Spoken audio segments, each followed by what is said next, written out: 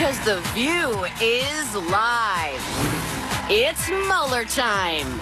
Robert Mueller's set to drop new details about the Russia investigation, who could be heading to jail, and whether it'll have any impact on the president. Calling out Kanye. Why he's apologizing for his phone faux pas in public. But are most of us guilty of doing the same thing? Plus, Congressman Steve Scalise on the terrifying moments when a gunman almost killed him. How he says the president helped him recover, and why it hasn't changed his view on gun control. Let's go! Here come Hot Topics with Whoopi, Abby Huntsman, Joy Behar, Sunny Hostin, and Meghan McCain. Now, let's get things started.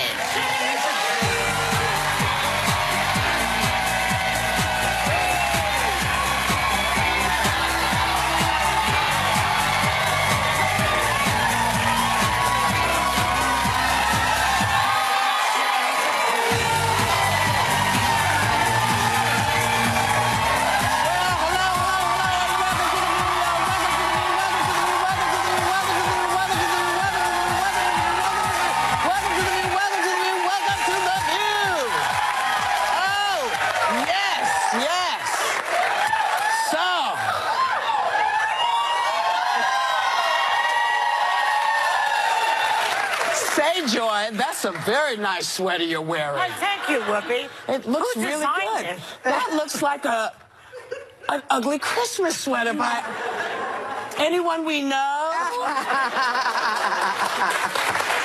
I love that you guys wear them. Thank you for doing that. I don't think they're ugly, though, Whoopi. I know. Well, they're just festive. They're odd, some of them, and I like that because I'm kind of odd. But I love that y'all do that. That you had last week, and I got to put you in one, and you. So they're fun. They're pretty. They are. They're not your traditional like ugly Christmas sweater. No, Barbara has to wear. Remember Barbara? Barbara Walters had the ugliest sweater, and she wore it constantly. Did she think it was ugly though? No, that's the tragedy of it. She thought it was good. She thought it was attractive. It was a wild. I mean, it was like, great sweater. But I think, you know, we have lots of things to make us go. But according to this morning's headlines, it's Mueller time. Any minute now, he's set to drop some new details about the Russian investigation. You know who tweeted that his former fixer Mike Cohen should have the book thrown at him. And prosecutors are expected to recommend jail time for his one-time national security advisor, Michael Flynn. So what do y'all think is going down? No. I think what's going to be interesting is Mueller's been so tight-lipped about the investigation and the scope of the investigation. So this is the first time that we get a peek into the exact scope, how people are cooperating, what they told, you know, federal investigators. And so I think that's going to be pretty interesting because all the judges prior to sentencing are asking for information, and so they have to provide that information today. So it will really be a peek, and we'll see how methodical he's being because he's getting all the lower level people, right? So, and that's how you do it. You get the lower level people, then you get the mid-level people, and you're not even talking to the targets. You're just investigating the targets. Right. And what's also interesting to me is, you know, Roger Stone says, I'll never flip on Trump and I don't have anything to say. Yeah. And I think George Stephanopoulos asked him, you know, have you been asked to cooperate with the government? And he said no. And I was thinking, you're the target. You know, so I thought that was odd that he hasn't been even asked to talk to them. So what do you make of that? He's the one they're after? Yeah, because you're not talking. You're talking to the lower level people. You're building your case, and then the folks at the top, you're not necessarily speaking to them. I'll never flip on. You know, there's certain verbiage, you know, sort of would freak my ears up. Yeah. Because if you say I'll never flip on Trump, it's like, well, yeah. What do you mean you'd never flip on? What would you flip on him about? What are you talking about? I will never testify against Trump. Well, and maybe they're hoping to say the same thing. Like Cohen said he would never flip on Trump either, and he's singing like a canary right now. Yeah. Because the thought of being, you know, in prison is, you know, is really a horrible idea. Let's face it. Prison's no fun. No. Yeah, and they don't want to do it. And, you know, Manafort's old now. I mean, he's older than me. I mean, almost. Is anyone older than me in this room? But I mean, he's going to spend the last few years of his life in prison, and then Cohen is young and he has kids, and no. I don't know, these three guys, Michael Flynn, Paul Manafort, Michael Cohen, I've said this before, these are not good guys. They've got a past that But he could only very picks well... the best people. Well, Michael Cohen, until now, he's weak and he's stupid, but he relied on him for his most precious dealings. If anyone can survive this, it's President Trump. I mean, time and time again, we have seen him go through moments. Access Hollywood video, I thought for sure that was going to take him down. Stormy Daniels, who knows where that ends, but as of right now, he actually has the upper hand. It sounds like Stormy's team may have to pay his lawyers $800,000. With people. I don't think treason is going to sit well with American But we've seen it already. No, we haven't. We've heard people talk about it, but no one's been able to say, and here's where it is. And I think that's what people are waiting for. They're waiting for, here's the smoking, I don't want to say the word, but here's the, we'll get a peek the smoking into that. flute. We'll get a little bit of a peek into What if there isn't that anymore? We'll get a peek today, I think. But what if there isn't that smoking, I'll say it, smoking gun at the end? Yeah. Well, What if we're not there gonna isn't see that? that. We don't know, because there may not be a direct link between these guys that gets President Trump behind bars. We're not going to see that today. But don't we? No, I'm just saying we don't know. It may never even end up there. Don't we already know that he gave Michael Cohen permission to pay hush money to that McDonald woman and also Stormy Daniels? He actually was in that. Which that is whole, arguably a campaign finance. That's a campaign finance regulation. But I think that people he want, violated. you know, that concrete. I think they want concrete. Yeah, and Cohen taped a lot of stuff. Let's not forget that he was very much the compulsive taper. So there's your smoking flute. Yeah, you know, there's some speculation that one person who may not be impacted by the Mueller investigation is the guy in the White House. And this could be bad news for folks. What do you think? Well, here's what I think. I was just going to say one thing about it. He is the only president who has his own TV channel in history.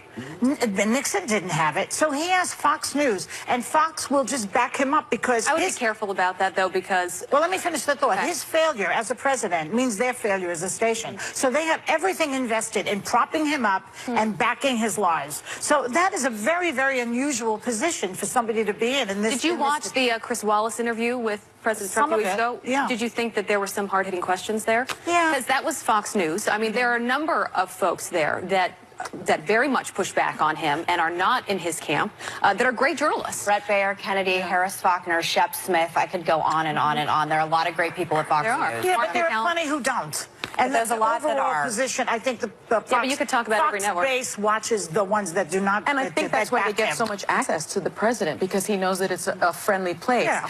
But I think what's also interesting is that Trump is tweeting out all of this stuff, and obstruction of justice is tampering with a witness, and that's a federal crime. So when he's sort of issuing these a very thin line veiled those threats, tweets. he's giving Mueller even more ammunition, because again, it's a federal crime to say, if you don't need to testify, or you should testify, or that guy's really cool because he's not testifying. I haven't forgotten about my pardon power. All that kind of stuff is sort of dog whistling to these witnesses. And it's on really there. inappropriate. You can't say that it's fake because, well, he says it anyway, but it's almost kind like of there. it's almost like because he says it out loud, people don't take it seriously. If they had uncovered this conversation about Helsinki, for example, when he took the word of Putin over his CIA, if they had uncovered that, it would be treasonous. But because he says it on TV, everybody's like, oh, whatever. I think one of the biggest issues he could face is one of his kids getting in real trouble. And then that's the question is, do you stay in office if Don Jr. is really charged with something? But what really makes me pause... living in hypotheticals in life in general. Like, as a general rule, we're not there yet. We know that Michael Flynn has cooperated more than we thought. That's what we know today. Each day there's a little bit of picking, a little bit more, but we shouldn't get out ahead over our skis about what's impeachable, what's not, when we don't know what we don't know. And I think it's dangerous, because I know that I've been promised many times before, including on this very show, that we had it, that we did have the smoking gun, and I will still say gun on national television. And thank you very much. I'm sorry, the reason I didn't say gun was because Steve Scalise was coming on, and I didn't want anybody to misunderstand the joke. That's why I didn't do it, just so we're all clear. Sorry. Well, if we're not allowed to, you're allowed to. It was just, it was just me trying to, Well, yesterday, 2 days ago, there was something brought up about guns that we said, oh, guns again. So, again, I don't know what the line is I don't know what happened. But I just know, this was just me trying to be thoughtful. We'll be back with... I'm very excited he's coming on. With more hot topics. Later, the war at home. You won't believe how many times your kids will fight with you before they turn 18. How did the co-host handle it when the kid gloves come off?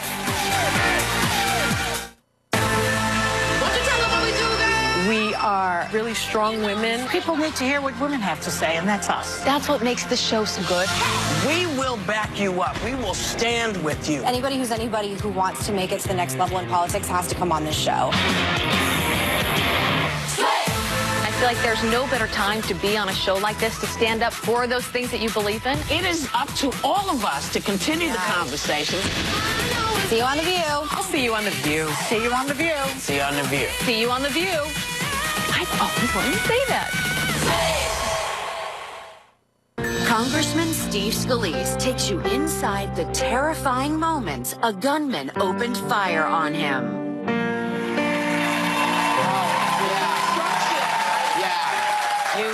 So, welcome back. The opening night of the Cher show on Broadway, the actor who plays Sonny Bono, Jared Spector, noticed that Kanye West was glowing blue in the audience because he seemed to be on his cell phone during the show. So Spector sent him a tweet. So cool that you're here at the Cher show. If you look up from your cell phone, you'll see we're doing a show up here. It's kind of a big deal for us, so thanks. Wow. Now, Kanye apologized for his lack of etiquette. And you know, it's a question I sometimes ask myself, because I try to make it a policy that, no, if you're working on stage, if I'm performing for you, don't do that, because you see me. I will say I was at the opening, and I wasn't very far from Kim and Kanye, and it was distracting. You could see it. I mean, everybody was staring at them anyway, and then you could see it during the performance. People's phones were going off, and Cher, when she first came into the audience, I mean, everyone went crazy, but they didn't experience Cher because everybody had their phones out, and I just started thinking, like, we're here to see a show. Why are you not living in the moment? I mean, you know this, I like experiences. I'm a person of experience, so sometimes I never have pictures of the things that I go to because I just want to go to them and experience it. And that wasn't happening last night. How old-fashioned of you. I know, right? My family's always like, you didn't take a picture? But people are on stage. They're working their butts off. And they work hard.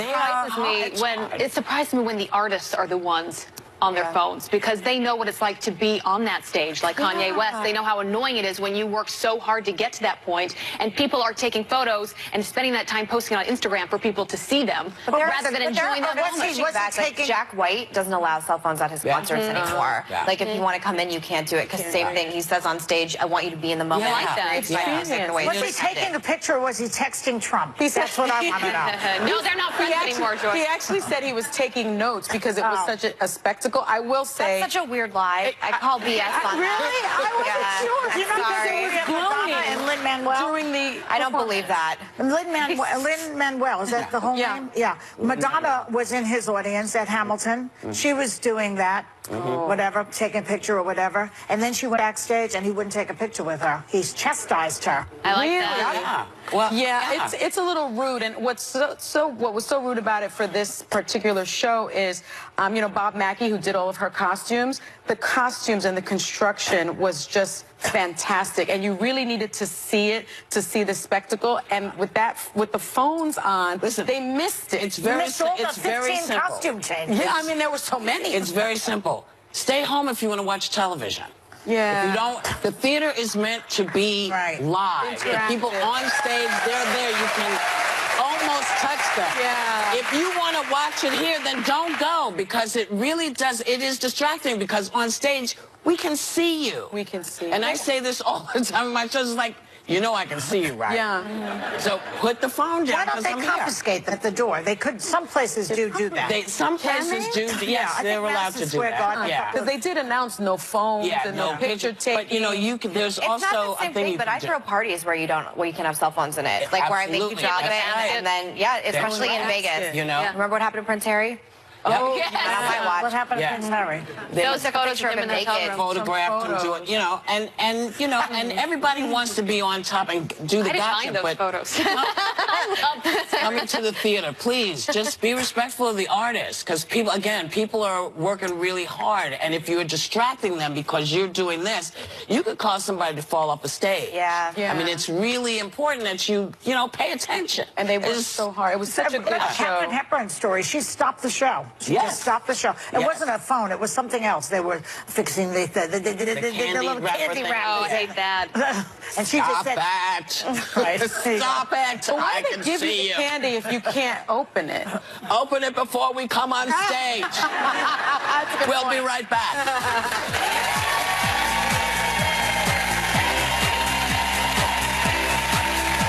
Next, Congressman Steve Scalise shares the tiny miracles that saved him from getting killed by a gunman who opened fire, and how President Trump helped motivate him to get back in the game.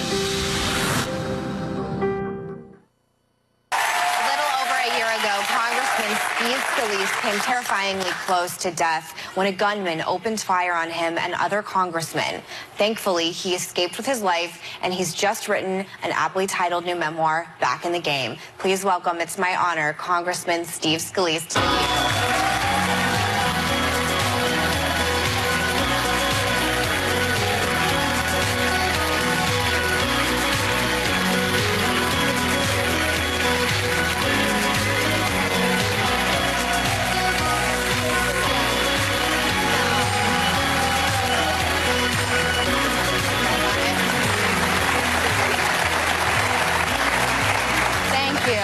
Thank you so much for coming on, Congressman. It's such an honor to have you here. You know, what an honor to be here, and thank y'all for having me, and love the reindeer sweater. Thank you. She can give you one if you like. Yes, Merry Christmas. Merry Christmas. So we want to talk about your book, but obviously we have to bring up America's mourning the loss of former President George H.W. Bush. What do you think of his legacy, especially in regards to today's Republicans?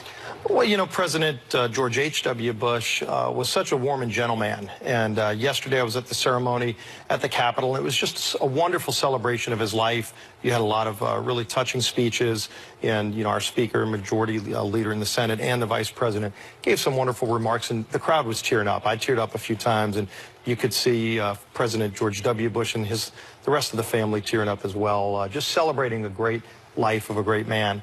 And just look what he did in New Orleans. I'm from New Orleans, represent the city of New Orleans. And after Hurricane Katrina, he and President Clinton, and Bill Clinton had defeated him in the election, and yet they came together and put together the Bush Clinton Foundation, raised over $90 million to help rebuild schools and churches. And just, that's the kind of person that he was, and it's great to celebrate a wonderful life. And I know, Megan, you have a similar celebration, tough time, but what a wonderful legacy you have to remember as well. Yes, thank you. And speaking of life, it's a miracle that you're sitting with us today, because a little over a year ago, you almost lost your life. You were at a congressional baseball practice. I remember because I was covering the breaking news at the moment, and no one knew really what was happening at that time. You thought that it was a tractor that was backfiring. At what moment did you realize what had happened and that you were shot? You know, the first shot, you're on a baseball field at 6:30 in the morning. You're not thinking that there's a shot being fired. The second shot, I knew it was gunfire, and by the third shot, I was hit and went down. My legs gave out, the bullet shattered my femur and broke my hip, and so it did a lot of internal damage. I didn't realize how much damage it did, but I went down, and I just started crawling away. And I could tell it was coming from third base. I'm on second base, so I didn't see the shooter, but I could just hear the gunfire, and I'm crawling away from it, and then my arms gave out after about 20 feet. And at that point, I just started to pray. I said, God, I put it in God's hands, and I prayed. The first thing that came to mind, I've got a daughter. She was 10 years old at the time. And I said, God, please don't let Madison have to walk down the aisle alone. And it's just the first memory that came to me. And boy, I just felt this incredible calm come over me that God, I put it in his hands, and he did take care of me. And there were so many miracles on that field. I document a lot of those in the book. Things that you just, maybe the first or second thing you go, that's a coincidence. And after the third and fourth and fifth thing, Trent Kelly, a congressman from Mississippi, is playing third base, maybe 30 feet from the shooter. And he shoots right at Trent's head. and the bullet hits a link in the chain link fence and just veers enough to where it went. He said he felt it go right by his head, but it was directed for him. And then he looks over and he sees the shooter and he takes off. And he served in Iraq, so he knew immediately it was a gun. The gentleman who was also the doctor in... Yeah, Brad Wenstrup, congressman from Ohio, colleague of mine.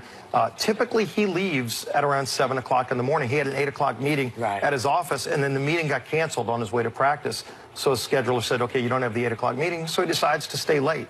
And he goes to the batting cage, and when the shooting starts, you know, Brad was a combat surgeon in Iraq. And so he's watching me, and he's seeing me, he's looking for movement. He sees my leg moving, and he just wants to see if I'm still alive. And as soon as the shooter went down, and my guy, Capitol Police, David Bailey and Crystal Griner, Capitol Police officers that were there, are in a shootout with the shooter. Both of them got hit during the shootout and kept going at it. And as soon as the shooter went down, Brad comes over to me. He sees that there's an entry wound, but there's no exit wound. And he saw a similar case in combat, and the man died. The soldier died. So he knew what was going on inside of me, and he knew he needed to stop the bleeding. And he put on a tourniquet. My trauma surgeon told me if that tourniquet wasn't applied just perfectly like Brad put it on, I would have never even made it to the hospital. So many miracles like that. And recovery was long, and there were, I imagine, a lot of dark days. What was the low point for you in all this? You know, the lowest point, and I had a lot of setbacks, and, you know, infections would set in, and I'd go back to surgery. I had 9 surgeries, and Dr. Sava and the whole team, I talk about them in the book and how the wonderful things that they did to keep me alive. But I had a lot of nerve damage in my left leg, and when one of my doctors, Dr. Asaf, came to me and said, you know, they did a lot of nerve tests, and they said, you know, we don't think the nerves in your foot are going to come back on the left foot.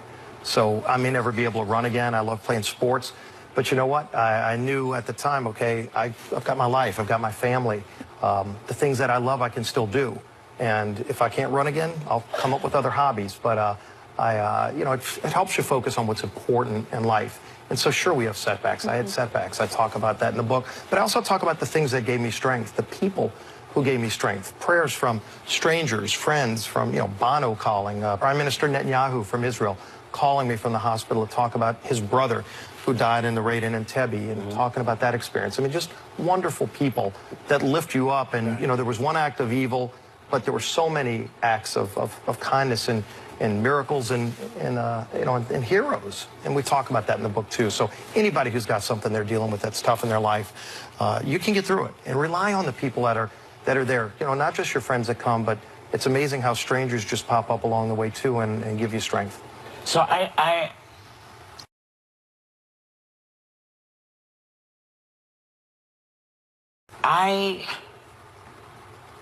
can't imagine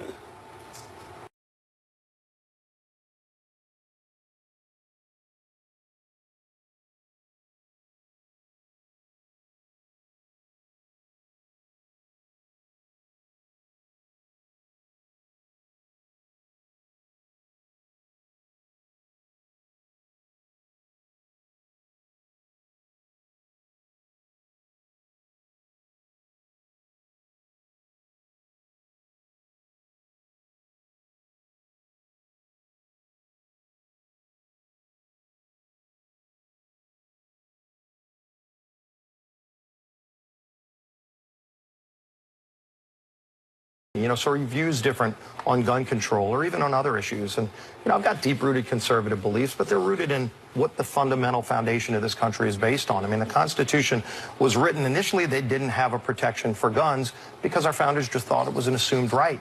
Later, they added it in the Bill of Rights as the Second Amendment, but they felt very strongly every American has the right to defend themselves. And if you look, there are bad people out there, you know, whether they use guns or knives or bombs.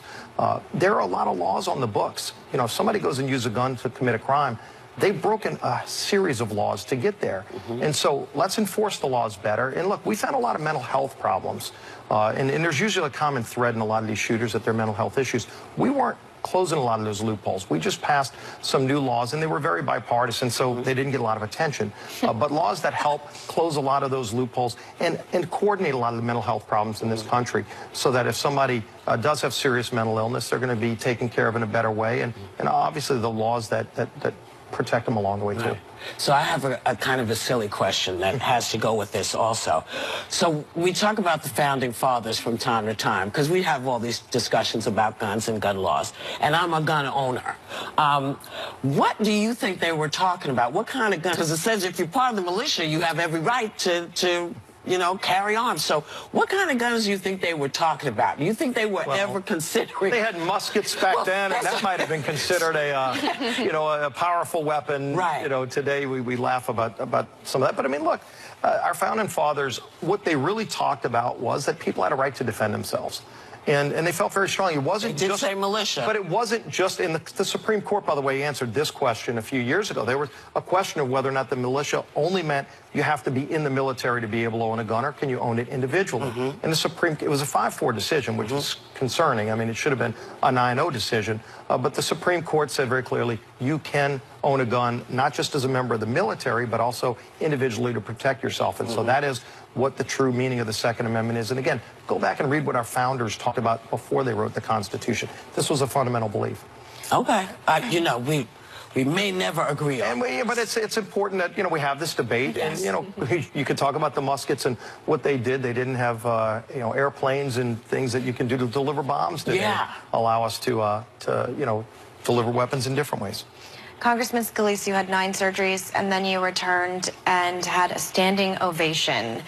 And I wanted to know what that was like, finally coming back at the State of the Union to this kind of applause.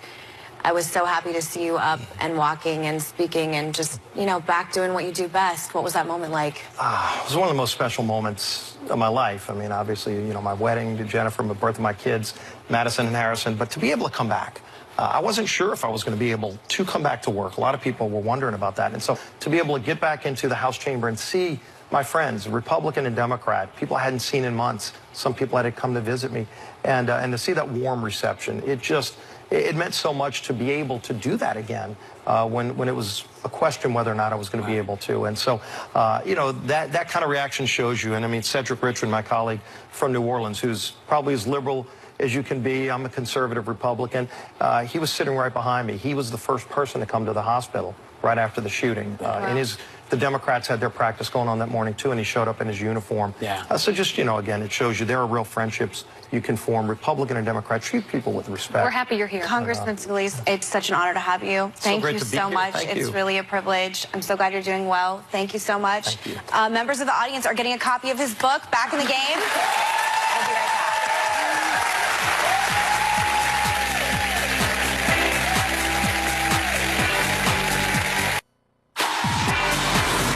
The savings are still gorgeous at viewyourdeal.com. We partnered with vendors for at least half off the hottest holiday beauty products. Paracone MD, Beauty Lighting by Glamcore, Primal Elements shampoo and conditioner bars, Michael Todd beauty devices, Glove Treat warm paraffin treatments, Root Cover-Up by True Hair, and Tan Luxe self-tanners. Get to viewyourdeal.com now.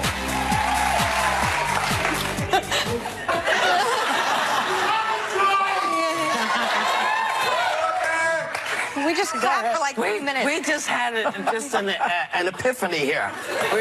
We had just this amazing 1 1/4 minute applause thing. And we didn't know why. We didn't know why people were clapping. Also, I'm not wearing my sweater because in the break I gave it to Congressman Scalise. He said he liked it.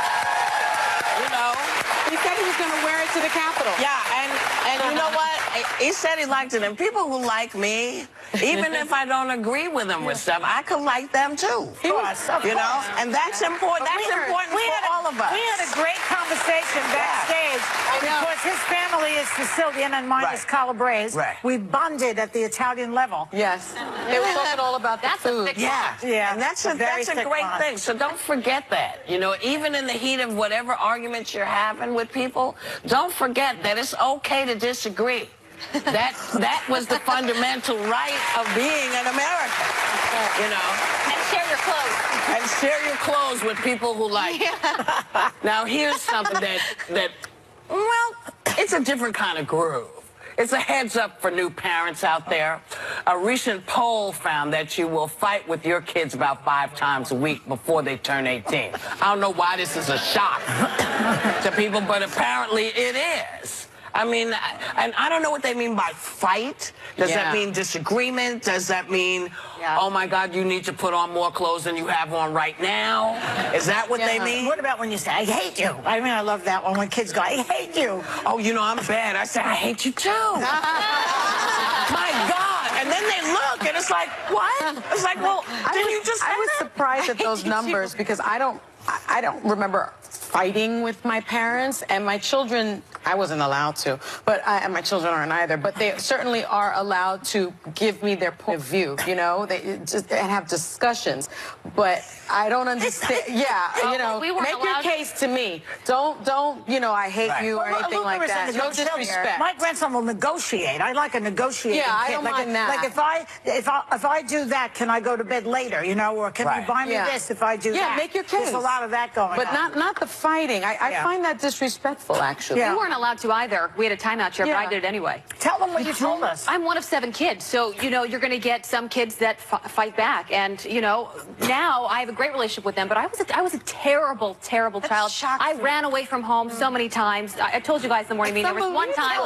Okay, quickly, I packed my suitcase, a pair of underwear, and a hat, because apparently I needed that. Ran down our front. We had a hill. I was probably 8, and I saw this boy who was 2 years ahead of me, who I had the biggest crush on. I was so embarrassed because I had my suitcase, fell down, dropped the suitcase, out rolls my underwear. I go back into the house bawling. I run up to my bed, and the boy brings it up to the front door, rings it, and my mom answers it. He said, I think Abby left behind something. See? To this day, I've seen him. That's what you get for fighting with your parents. So my mom's like, it's karma. That's what you deserve. Do you see him now? What does he say? Actually, he asked me out on a date years later, and it didn't work out. But he liked you. See, there was no discussion in my house. My mother said, that's what I said, and that's what she said. That was it. But, you know, negotiate on if you can. We'll be right back.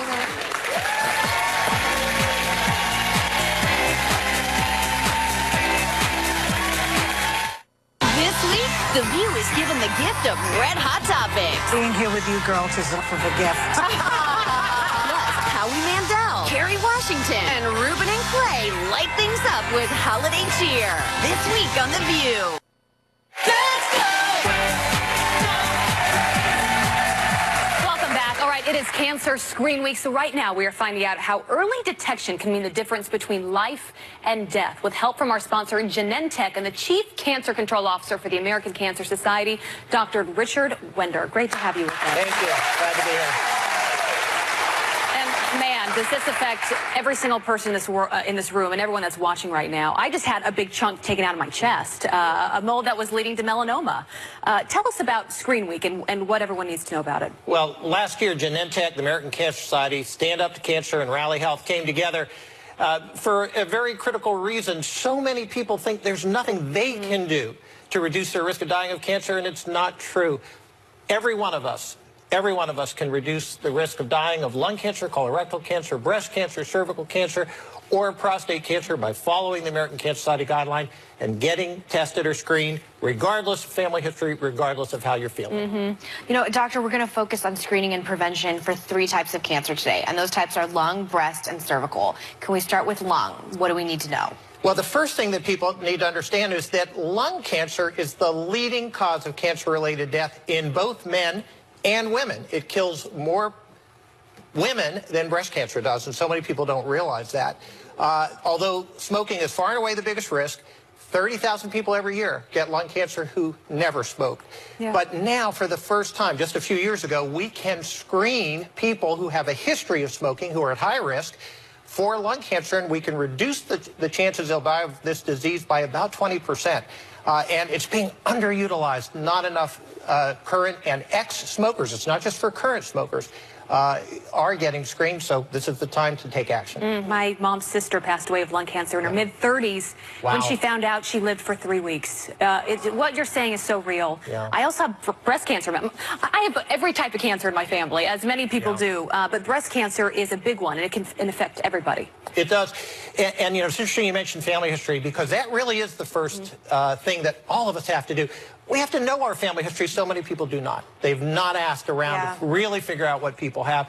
So if you have a family history of breast cancer at an early age, you might need to start earlier than 40. But for everybody else, at age 40, that's when that discussion has to begin. Everybody should have the chance and may opt to start screening with mammography, and that's the key, is mammograms every year starting at 40. But by 45, if you have not started, every woman needs to begin with an annual Whether it's in mammogram. your family or not. Correct. Yeah. Yes, and can you please tell us about prevention for cervical cancer? Well, I think every woman knows, because they've been living with the pap smear for a lot of years, that every woman should be screened regularly with the pap smear. And we've done an amazing job. Cervix cancer used to be #1 cause of cancer death in women, and now it's way down the list. Every 3 years till 30, and then with the new way we screen, it's every 5 years, and every woman can do that. That's not that tough to do.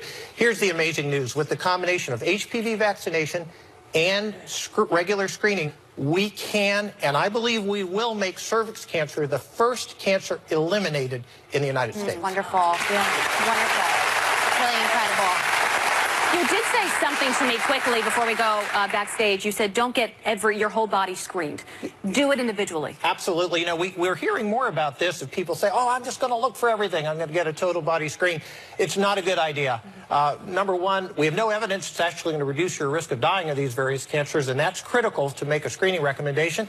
Number two, we find lots of things that lead to lots of other tests which actually don't work. And that's why we recommend that everybody go to cancerscreenweek.org and check out what we're doing.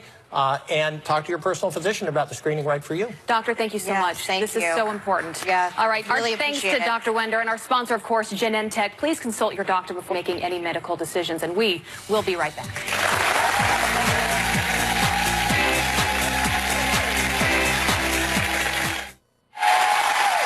Hey, so we're back. I tell you, I am trying to get my ears to pop, because I can't.